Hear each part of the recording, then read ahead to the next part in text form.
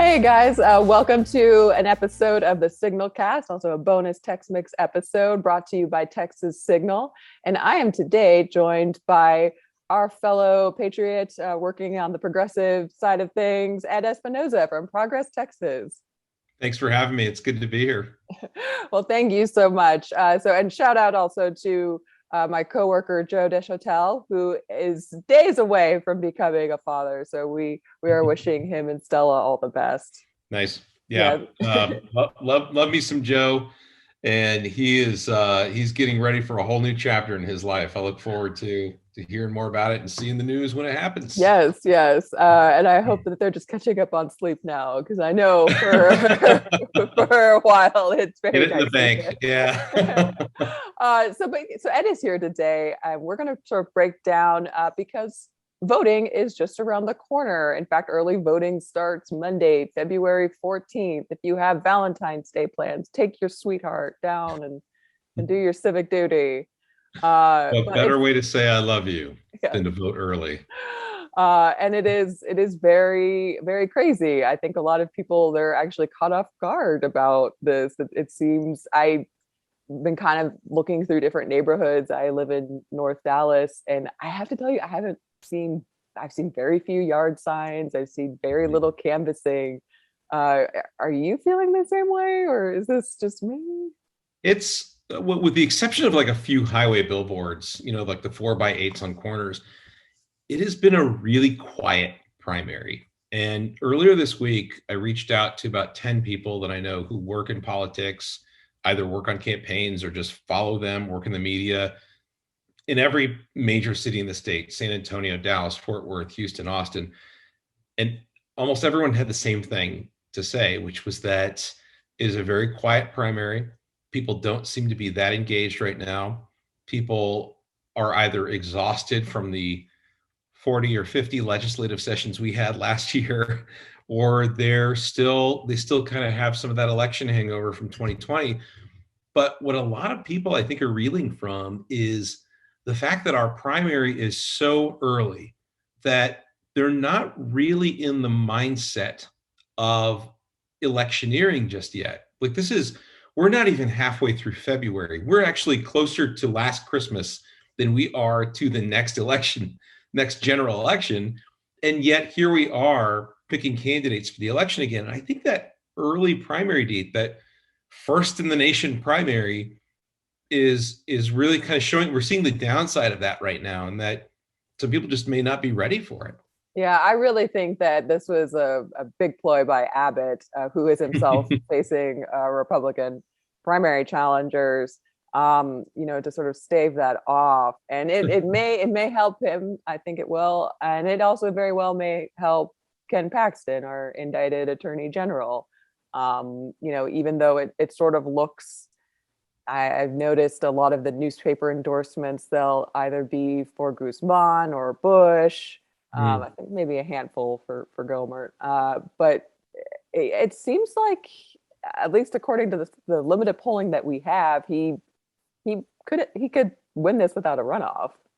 Oh, I've only seen a few numbers. The ones I saw, I thought he was hovering right around 40, which I guess in a race like this puts you in striking distance to avoid a runoff. But to have three opponents as an incumbent, that right away is very unusual.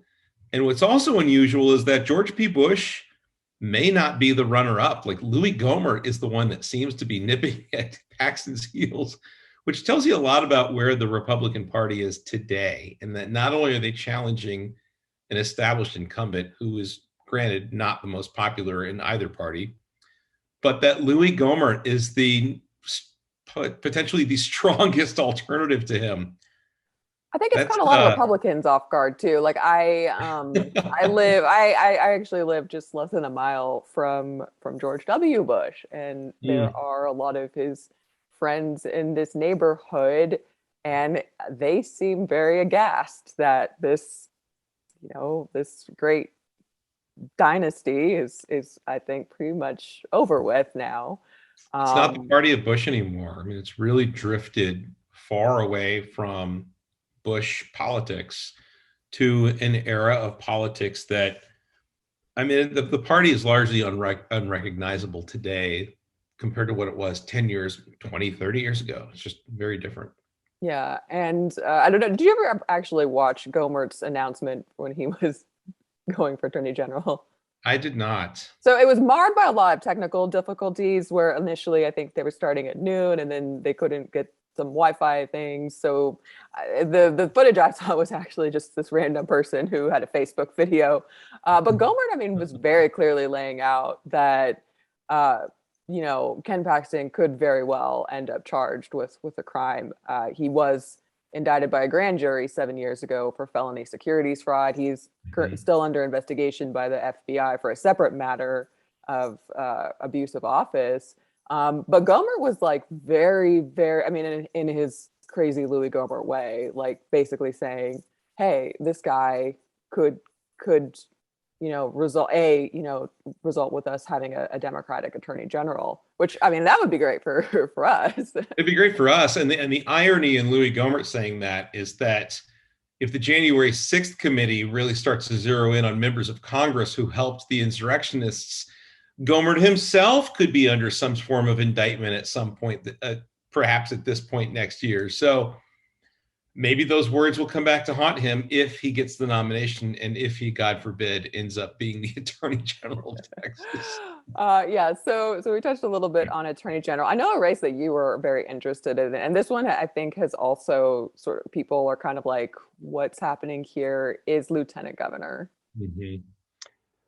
You know, it's Dan Patrick is the one that, like Paxton, one that Democrats love to hate, and arguably the most powerful office in Texas, maybe even more so powerful than the governor. I mean, the lieutenant governor sets the legislative agenda in Texas. It doesn't in the Senate anyway, but you can't get anything without having gone through the Senate. So it's an important pillar there that the lieutenant governor controls.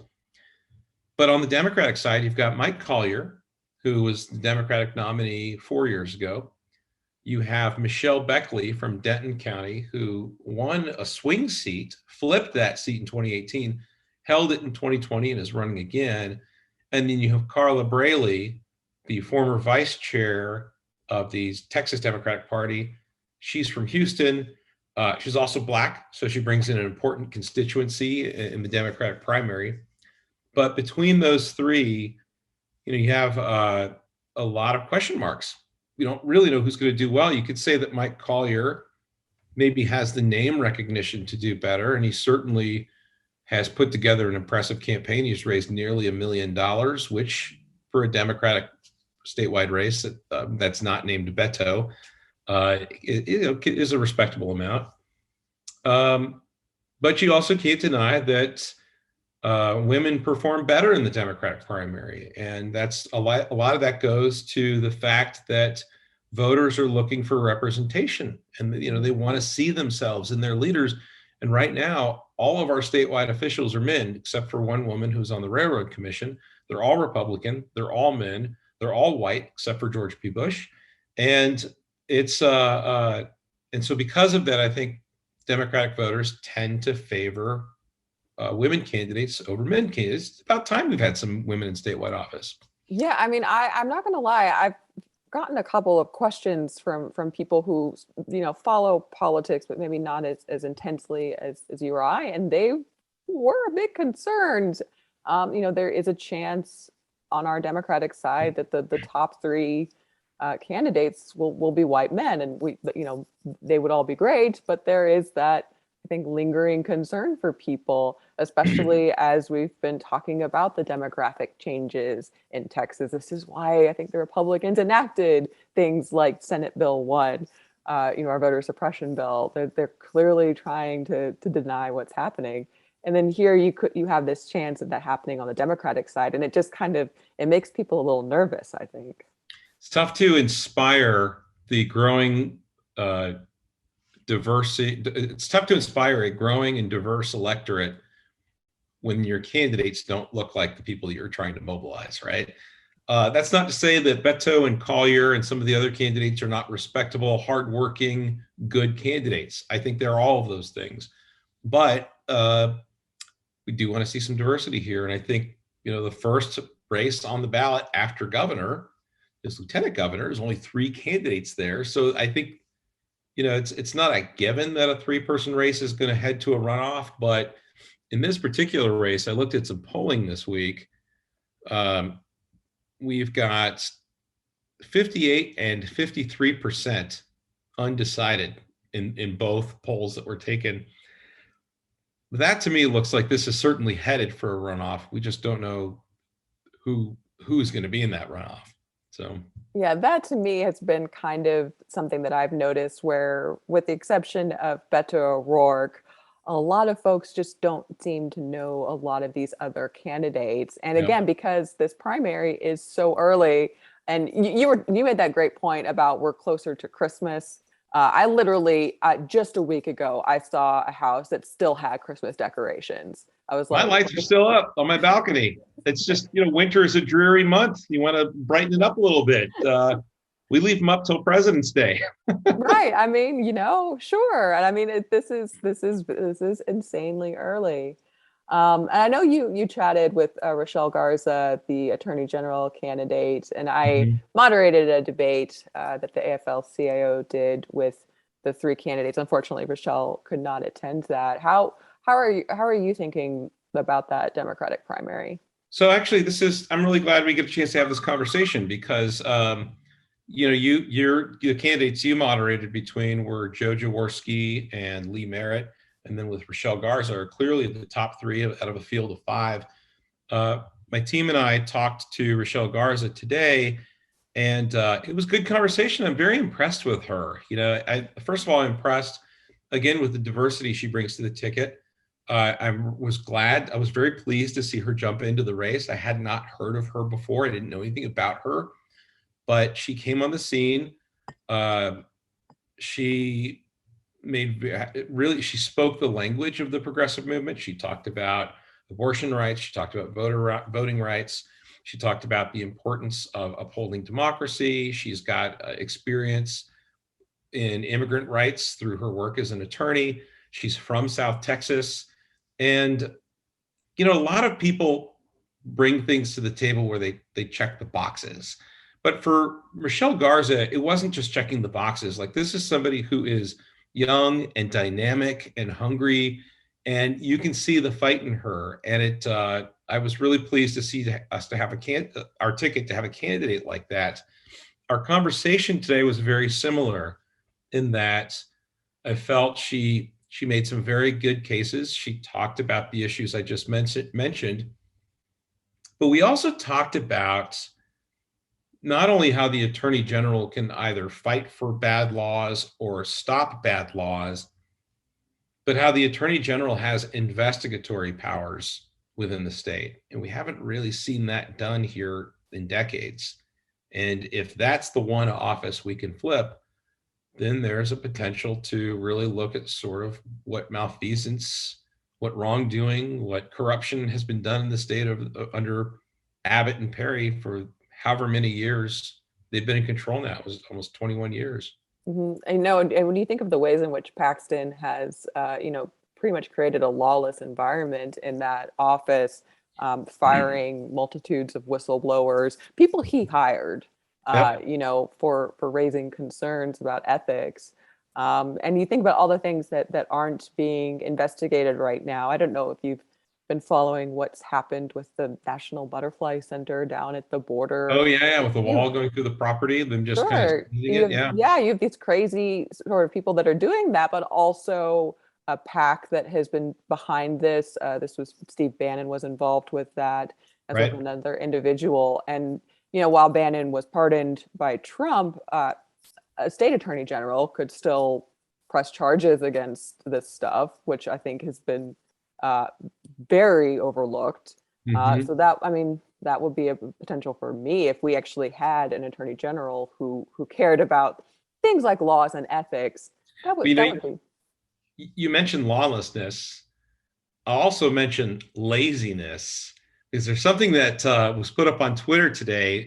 You may know followers of Texas politics may know Michael Lee, Oh, with the who's Brennan actually Center. from Dallas, a foremost redistricting expert on Texas redistricting, maybe even one of the national redistricting experts, I would say. He tweets out, in the Texas mail ballot case, the Texas Attorney General's office clearly cut and paste arguments from the abortion case, but didn't proof the doc.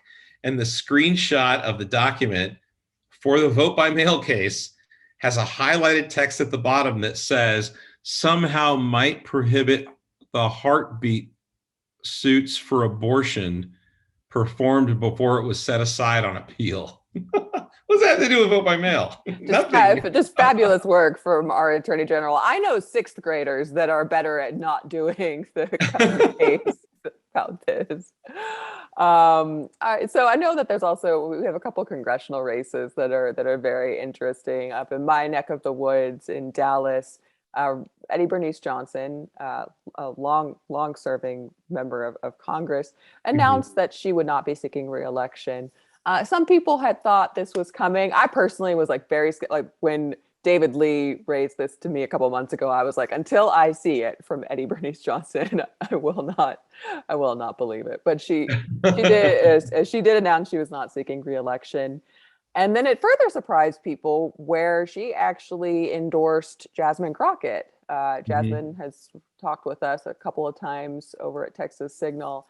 She is a member of the state legislature, but there are a lot of other people in that race. Jane Hamilton, who had been with Joe Biden's campaign in Texas, Abel Muguleda, who is Rafael Anchia's former chief of staff.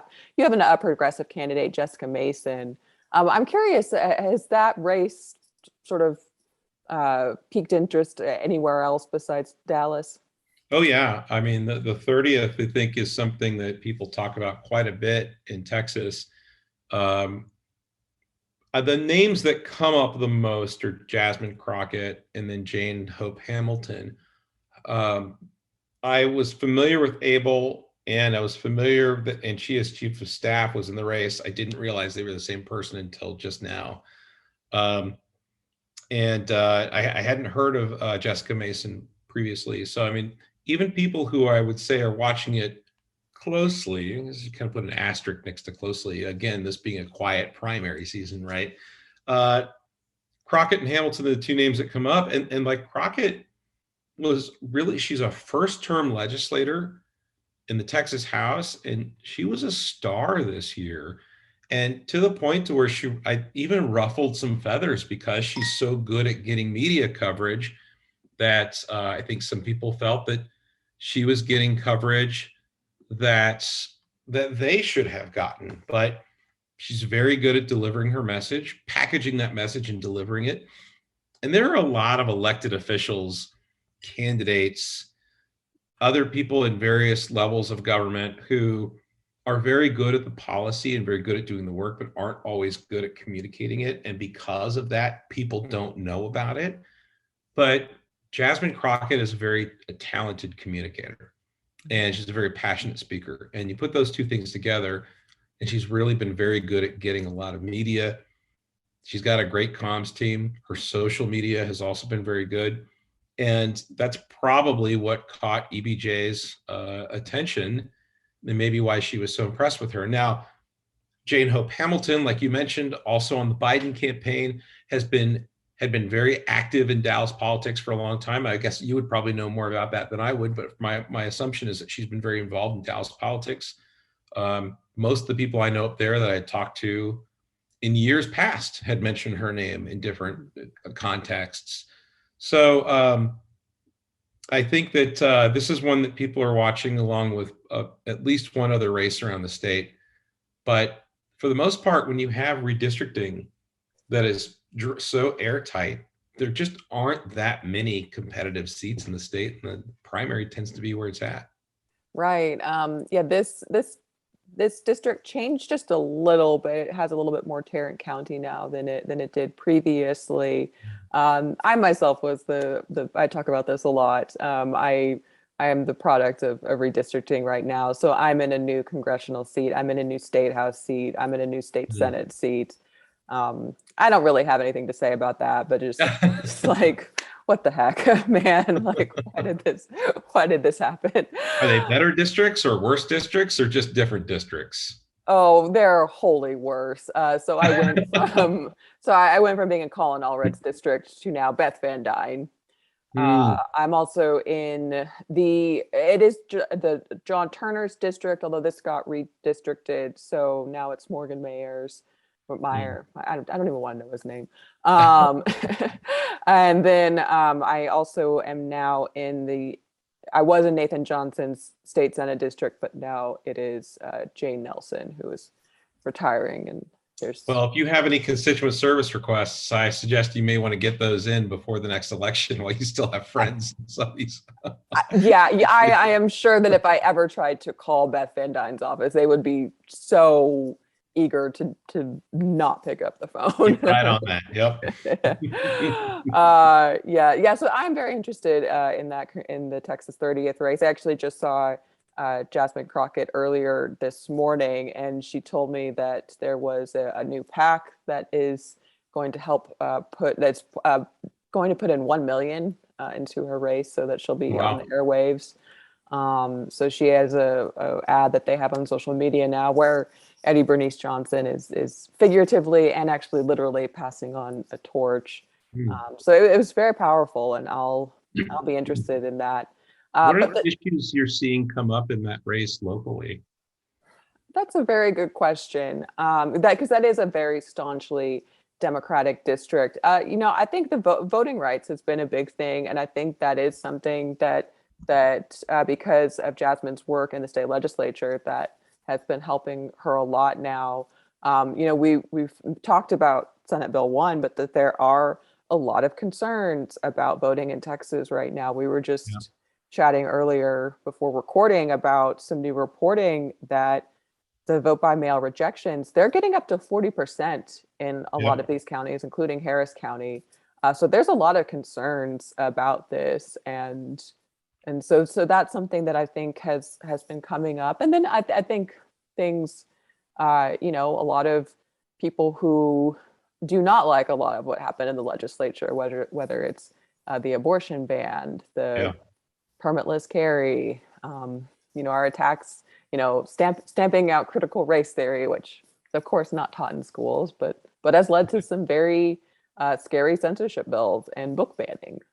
We've talked about at Progress Texas, we've talked about abortion rights and voting rights for years, but it's always been one of those things that people cared about that wasn't really high on their list of priorities. So if we would do a poll, or if we put a poll into the field, or if we asked our people the internal survey, a binary question, do you care about this issue or not? It always come back like 75%, 25%, right? But when we listed it in a laundry list of issues and say which one of these are the most important to you, they always ranked in the single digits. But a lot of the public polling I'm seeing now, whether it's the Dallas Morning News or the Texas Tribune or any other outlets that regularly do polling, voting rights and abortion rights are coming up very high. And obviously it's because they've become big issues nationwide, but particularly here in Texas, where the legislature has just ripped apart these rights to the point where people are like, hey, I realize they're not things I do every day, but I still care about them. And I really care about, these rights being infringed upon. So it's interesting to see that when you mentioned that's happening at the regional level, I think every region is seeing that the same way. And boy, what a change from years past. Right. And I mean, I think the effects of the abortion ban are obviously they're having a huge toll. And we're going into some very scary times, not just in Texas, but around the country. It's very likely in a few months, Roe v. Wade will be overturned, and you're going to start seeing conversations that were always theoretical now actually reality, and that sort of changes people's perspectives. Now we'll see if that does actually translate to things at the ballot, but for now, I think you are right that there has been this uptick of these things that previously really didn't factor into anyone's vote. I wonder if the critical race theory thing really seems to have changed with the whole idea of book banning. And I've got to think that that's going to be a major misstep on their part, because anytime you talk about book banning, it seems to me that one of the first things that comes to mind is book burning, right? Which is like right back to 1930s Nazi Germany. And you're like, okay, is this going to fly? Is this going to be one of those things that Republicans just kind of accept? Or are we finally going to see a tipping point where voters and independent voters are like, hey, what are we really doing here? And I especially, I hope. mean, some of this is like you have people who don't want biographies of Michelle Obama, like Mhm. I remember, so when Matt Krause, who was actually running now, he had been in that attorney general's race, but now he is running for Tarrant County district attorney, which that'll actually be a very important race too. Yep. But when he put out this list of books, it was about 800 books, many of 100 them, books. yeah, many of them written by women, people of color, a lot of topics about Yep. anti-racism, about LGBTQ stuff. I mean, I was going through this list and I was like, a book about Ruby Bridges is on here. A book that actually I'm going down to Austin tomorrow for a Texas Book Festival event, and I met this author there a couple of years ago, and I loved his books. Benjamin Science, he's originally from El Paso. His young adult novel was on there. It's it has some gay themes. That's I, History of Harvey Milk was one of the books. I think the history of the rainbow flag was one of the books. These are important social movements, regardless of how they affect the LGBTQ movement, which they're obviously very important there. But even beyond that, like the creation of the rainbow flag is a really important issue when it comes to civil rights, when it comes to gay rights, when it comes to art and design and the impact of art and design in politics, right? There's an intersection of so many things there. Harvey Milk, again, very important representation from the LGBTQ community, but also just a very important figure in politics for some of the things that he worked on during his time. It's almost as if they want to censor people, or should I say cancel people. I thought they were against this sort of thing. no, it was them all along. Called her.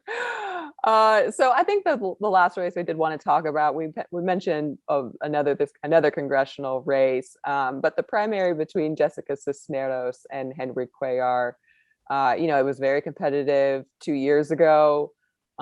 Came down to the wire, and I'm very interested in this race. I know Alexandria Ocasio-Cortez will be down in San Antonio over the weekend, trying to get out the vote for Jessica. I'm curious your thoughts on this.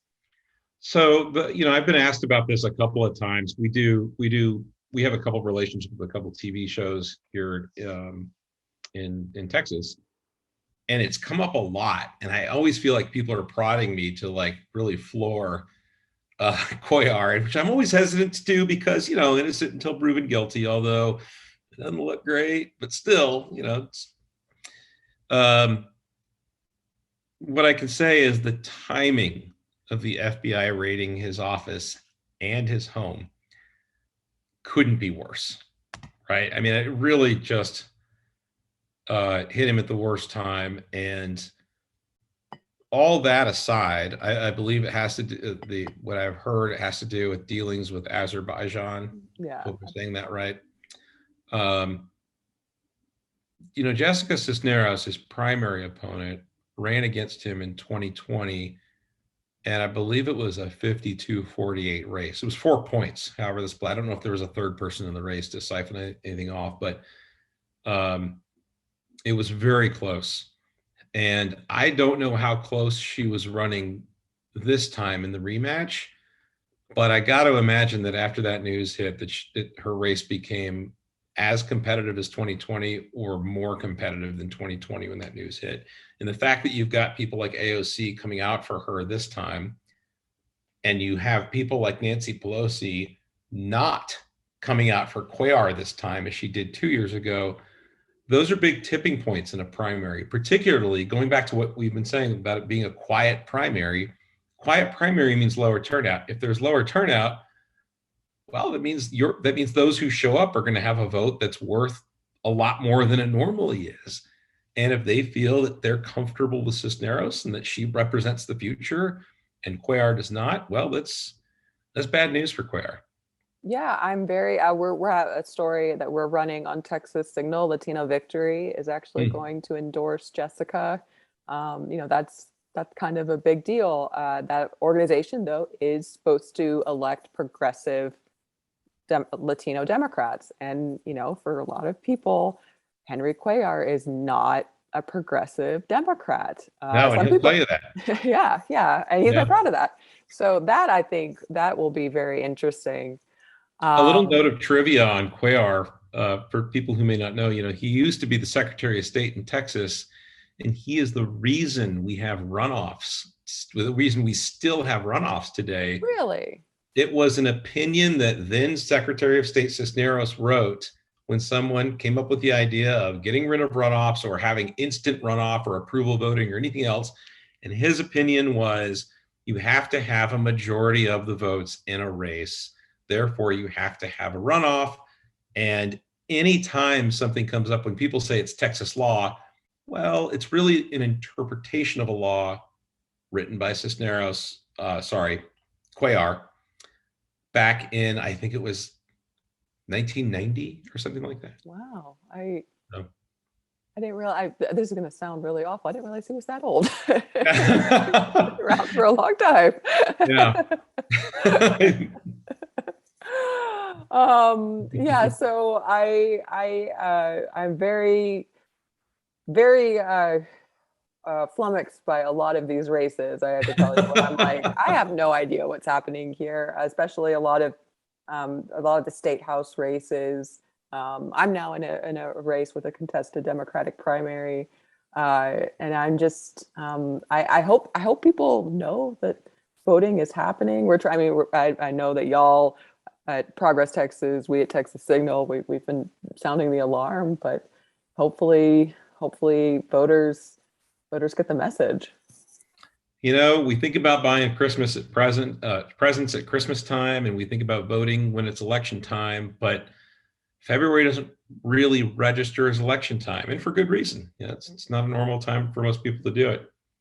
I want to go back to something before we wrap up, because we talked about the Attorney General's race, and we talked about you moderating the forum, but I was really curious about your takeaways from that forum.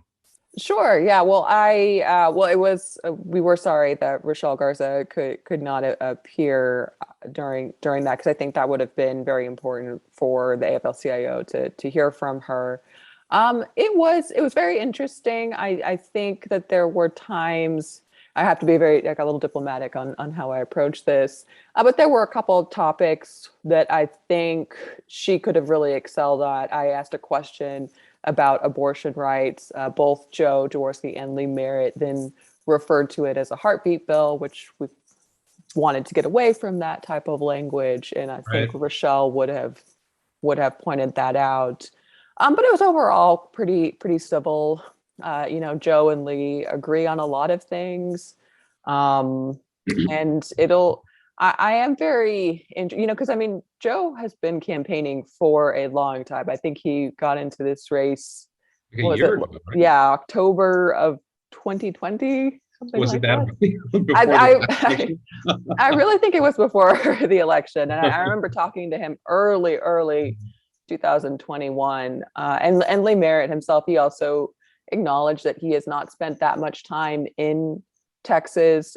He is often representing clients around the country on a number of civil rights. The Ahmaud Arbery case was like one of his biggest cases. Mm-hmm. And for people who don't immediately recognize the name, he was the young black man who went on a run in mm-hmm. Georgia and then was murdered by three men who basically chased him down and then after the fact accused him of breaking into homes, which he was not doing. Ahmaud Arbery was I don't know if he was the lawyer or one of the lawyers. I think he represented the mom in that case. And then Jaworski, who I believe his father or grandfather was involved in the Watergate hearings. Yeah. So some people with some pretty high profile credentials there. Yes, and that is something that Joe will bring up. I had to confess, I did not know that. I thought maybe he was related to the quarterback Ron Jaworski, but that's a separate entity. In Texas, that might get you more votes, actually. That's what I was about to say. I was like, I'm not a quarterback guy. But yeah, no, I'm very, very interested in that race as many others. And I think we're also going to have to brace for what's going to happen with the impact of Senate Bill 1. I mean, I was not eager to go in person and vote, in 2020, but obviously you did. I remember I had like this double mask thing, and I was just trying to go at very off hours. I'll do the same this go around. But gosh, I mean, the fact that we don't even have online voter registration in this state, and they pass this monstrous bill with some, I think that's going to have, I think some pretty bad consequences. We will have to see what how this actually turns out. Well, we're already starting to see them, right? Like, I mean, you mentioned Harris County, but Collin County, Tarrant County, Travis County have all mentioned anywhere between 40% and 50% of the early vote by mail applications coming in being ones they couldn't accept, because you have to sign up. When you register to vote, you have to use an ID number, and you can choose which ID number. Is it your driver's license? Is it the last four of your social security, or is it something else? But the new law says that your application to vote by mail, the ID you use has to match the ID you registered with. So if you don't remember what you registered with, it doesn't matter if the new ID you're using is valid. If it's a mismatch, then they reject it. And that's really troublesome. And they've got to find a way to fix that, which is why the law was so terrible. This is exactly, for people who forget, this is exactly what Democrats were trying to break quorum over when they fled to DC to stop the bill from moving forward. I do wonder, though, with all the talk of voter suppression, and it's been an extremely important issue that your organization and mine have both worked on, I do wonder if the talk of voter suppression has had a suppressive effect on people wanting to participate. And then bad redistricting maps, things that we had to talk about, things we had to sound the alarm on. I wonder if that has taken the wind out of the sails of many voters. And I hope that's not the case, because we need those voters to show up and we need them to have their voices heard. But I can't help but wonder if folks are maybe a little more pessimistic around civic engagement in Texas because of the conversations around it. Yeah, I think that too. And I mean, especially with the districts that they drew, in parts of Dallas, you have these predominantly Hispanic neighborhoods. They're now in a congressional district that goes down to Waxahachie. Up in Collin County, sort of these areas where there are Democrats. They are in a congressional district up near Paris, Texas, that is over 2 hours away. And I got my COVID shot in Paris, and let me tell you, it is very different than those pockets of Collin County. But so things like that, and I mean, even for myself, like I've gotten totally redistricted, and it's a bummer. I don't really like it. But no, I think that we have a lot of work cut out for us. We did not mention too much about Beto, but he has been doing his tour around the state. I'm pretty confident. I think he's got the Democratic primary. Yeah. I think he will be our candidate, and it'll be. I think, especially as we hit the 1 year anniversary of Winter Storm Uri, that'll bring back some, just a horrible, horrible chapter in our state's history. Yeah, and we'll see.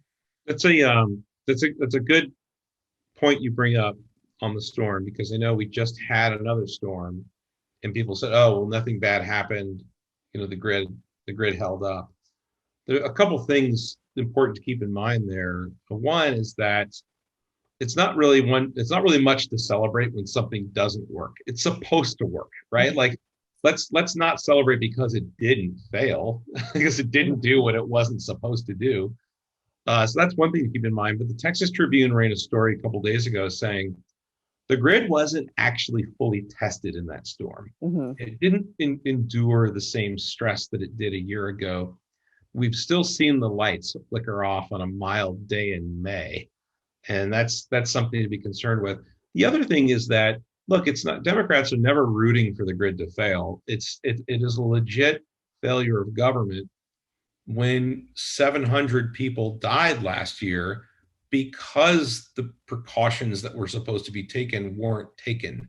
And you mentioned Beto, he's talking about the Keep the Lights On tour. He's trying to put a positive frame on it. A lot of the things he's put on social media are meetings with, he had a meeting with a young black man who lost both of his legs because of the storm. He got frostbite and they had to be amputated. This is a direct cause of government not looking out for the people. And there are very real consequences that I think shouldn't be forgotten. None of us should forget about it. The grid may flicker and it may not go down, but it did go down once and a lot of people suffered because of it. I was actually going back and looking at our coverage. So I was the only person at Texas Signal. The power did not go out for me. So I was filing. Everyone else did for some of them for several days. Yeah. So I was filing stories and I was going back to look at this. And literally that first Monday evening, Greg Abbott is on Fox News lying about, he brings up AOC. He's talking about how the Green New Deal, this is why the Green New Deal, it's a deadly deal. And everyone's like, there is no Green New Deal. We don't have that in Texas. Right. What are you talking about? But that was his instinct, was to go and lie. And if you go back and I think this was Tucker Carlson or maybe it was Sean Hannity, one of the Fox hosts, he is just stammering there. He looks dumbfounded. It is completely appalling. I think if the fact that people did not have power and did not see that, that's something that I always try and bring up. Like, this is when he was tested, he just went out and lied. The real test of a leader really comes under a time of crisis.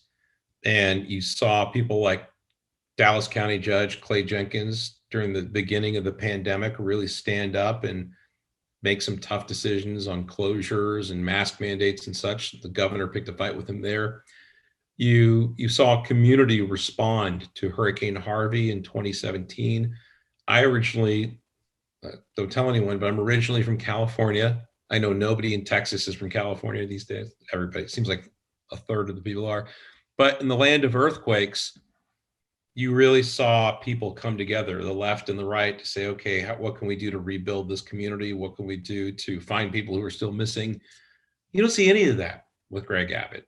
And when you blame the Green New Deal, it's like, dude, you've been running Texas for 20 years. Like, if there's too much wind and solar here, why are you blaming us? By the way, there's not enough wind and solar here. It's part of the problem. But I think the cognitive dissonance that exists cannot be undermined. I mean, they don't care. That's just all about scoring points. Right. And I mean, I think that's been a lot of his primary has been like that. I mean, speaking of California, we're approaching about the same number of deaths from COVID-19 as that state. And that has over 10 million more people. I mean, that just sort of goes to show you where things are.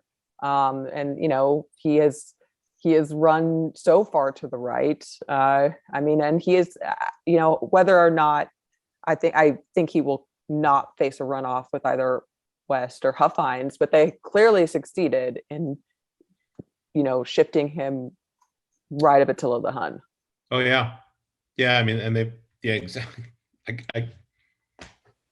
I can't say it better than you just said. Shout out to all the Huffines fans. They read Texas Signal, and I can't tell you, I get so much mail from them. Someone's actually like, "Oh, great story on Don," and then other stuff I can't really say out loud. But for whatever reason, Team Huffines is just they're out there, loud and proud. Well, Ed, thank you so much for this conversation. Is there anything that else you're looking forward to? Are you planning to go on Valentine's Day to go vote? I usually wait a couple of days. I wait for the lines to die down. I don't know there's gonna be lines this time, but I think I usually wait for the lines to die down. I like to look at the numbers and the data, and then I'll go maybe around the third day of early vote. Um, yeah, I like to be an observer for a little while, kind of see stuff coming in, and then I'll go in at lunch one day when there's like no one there. I'll be in and out, no problem. Yeah. How about yourself? When are you voting? You voting on Valentine's Day? I think I might do sort of your approach. And I've got a library that I vote in, and so I also like to get my books that aren't banned there. Make it a day. Or get them before they are banned. Yeah. Yeah. Well, again, my thanks to Ed Espinoza from Progress, Texas, for this conversation. And if y'all, early voting does start February 14th. So to be sure to check out your ballot. I know for Dallas County, we have our Democratic ballot that's up. I took a look at mine. There were a bunch of, as we mentioned, a lot of these state races, but there's also very important races for State Board of Education, judges, constables. So definitely take a look at that ballot. Do you have a thing where you can look up to see what's on your ballot, a page that you go to for that? Yeah. So Dallas County has that, where I think 30 days in advance, they have that up there. I was actually just at a luncheon. The keynote speaker was our election supervisor. His name is Michael Scarpello. He very diplomatically had some things to say about Senate Bill 1. Because this is he's nonpartisan as we want him to be. He's done this work in Nebraska, I think California, Arizona, but the things that Texas has done has made his job a lot harder. He wants people to vote. Yeah, a lot of counties, Travis County, we also have a page where we can go and look up who's on our ballot. But what I've noticed in looking at a lot of these county clerks around the state is that, especially in the smaller counties, they just don't have much of an online presence. So one of the things that we direct people to is one of the sites put up by the League of Women Voters called vote411.org. And that's pretty good. You can look up your ballot there. And in fact, wasn't the lunch that you were at? It was the League of Women Voters. League of Women Voters. There we go. Yes, and vote 411. That's in English and in Spanish too. So, and I think in a couple other languages too around. So yeah, the League of Women Voters, they do great stuff. And they've really also been at the forefront of talking about voter suppression bills like SB1. Good stuff. Well, not SB1, League of Women Voters. Good stuff. Yes. Well, thank you so much, Ed, for joining us. And be sure to tune in to Texas Signal, Progress Texas. I think I'll be on y'all's happy hour next week. You can follow us along. We're on Twitter, Facebook, TikTok. You can listen to us on Apple, Anchor, Google.